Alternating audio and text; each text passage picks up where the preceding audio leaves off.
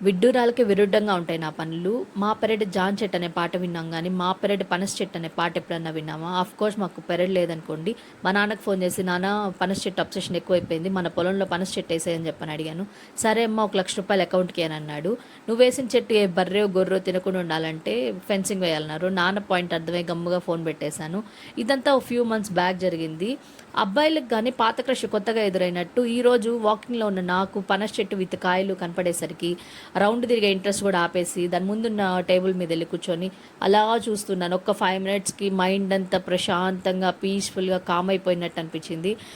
సరే ఇంత బాగుంది కదా అని చెప్పి మెడిటేషన్ చేద్దామని షూస్ పక్కన పెట్టేసి బాస్మతులు వేసుకొని చెట్టు వైపు చూసుకొని కళ్ళు మూసుకొని ఒక్క 5 నిమిషాలు కూర్చున్నాను. ఎవరో పక్క నుంచి వచ్చి ఇలా భుజం తట్టారు. కళ్ళు తెరిచి చూస్తే పొద్దున 7:30 అనంగా వాకింగ్‌కి వచ్చి టైం 10:30 అవుతుంది.